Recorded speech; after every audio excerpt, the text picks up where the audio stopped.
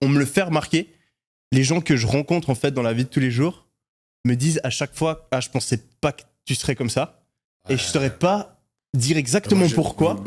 Mais les gens pensent que je suis un gars un peu hautain, qui se la pète, qui croit qu'il est le meilleur, etc. Alors que bon, vous me connaissez, je sais que c'est pas le cas. Non. Et c'est vraiment le truc qui revient à chaque fois. Quand on me rencontre en vrai, on fait ah mais putain, je pensais vraiment pas que t'étais comme ça. Ouais, mais moi je vais te la faire simple. Les gens fonctionnent par catégorie et association. Ouais. Donc, je suis 100% d'accord avec toi. T'es grand, t'es black, t'as des belles bagnoles et t'es sur des yachts. J'ai même pas de bagnole. Donc, mais si, t'as tout le temps des vidéos de toi avec des bagnoles que tu loues. Mais si, arrête. 3 des vidéos. Bah, c'est trop. Elles vont te poursuivre toute ta vie. Et donc, voilà, c'est fini, c'est réglé. Ouais. Donc, t'es un mec hautain. Ouais. Je veux dire, si tu crois qu'avec ça, t'es pas autre chose qu'un mec hautain, c'est que c'était pas la même catégorie. C'est vrai que c'est impossible d'avoir de l'argent et de rouler dans des belles voitures et d'être quelqu'un de cool, quoi. Surtout pas. Attends, ce serait horrible. Si les gens savaient qu'il y avait des gens riches sympas, putain, ils pourraient pas se dire j'ai une bonne raison de haïr les riches. Ouais.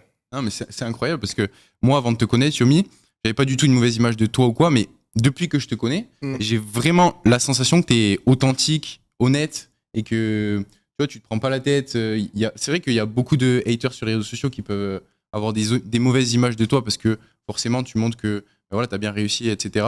Mais à aucun moment, j'ai senti que tu m'as pris de haut ou que tu as été arrogant par rapport à quoi que ce soit. Et c'est vrai que c'est dommage que tu aies un petit peu pour moi, c'est vraiment naturel parce que j'ai jamais compris en fait les gens qui réussissent quelque chose ou qui deviennent connus ou qui commencent à faire de l'argent et qui prennent la grosse tête. J'ai vraiment jamais compris ça. Parce que pour moi, ce que je fais dans ma vie ou dans mon business, etc., ça n'a aucun rapport avec la relation que je vais avoir avec les gens. Ouais. Et j'ai jamais compris les gens qui fonctionnaient autrement. Ça me choque en fait quand je rencontre des gens, parce que je rencontre des gens qui sont connus, des gens qui ont de l'argent. Ouais. Et justement, les gens qui se la pètent, je n'arrive pas à comprendre le raisonnement et comment on arrive là en fait. J'arrive pas à comprendre. Souvent, c'est des biais culturels. Par exemple, moi je viens d'une culture, les Libanais, ils ont ce truc de tout le temps regarder ce que le voisin fait. Mm-hmm. C'est très, très, très, très, très fort dans la culture libanaise. Et donc, se la péter, c'est un mécanisme de défense. Parce que tu as besoin de te protéger en disant que tu es trop fort, que tu es incroyable, tu es inaccessible, etc.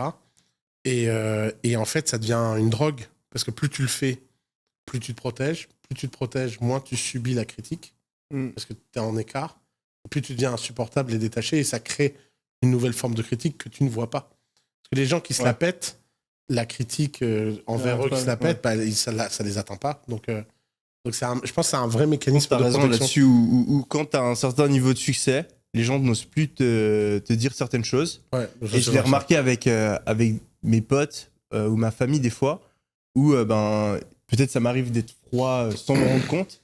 Et des fois, on me le dit pas. Et en fait, je me rends compte que par un intermédiaire ou des trucs tout cons. Je me rappelle, il y a longtemps, quand j'avais fait une vidéo avec mon ex, je me suis rendu compte de la manière dont je lui parlais sur la vidéo. J'étais là, non mais attends, tu peux pas parler, t'es trop brusque.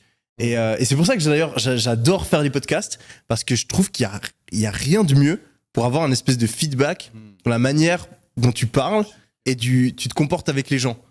Carrément. Je pense que c'est... Et souvent, je vois que beaucoup de gens que j'admire et qui sont très charismatiques, ils ont un podcast. Je pense que c'est une très très bonne manière de s'améliorer. Un retour direct sur la manière dont tu t'exprimes, donc c'est clair que ça change pas mal la donne.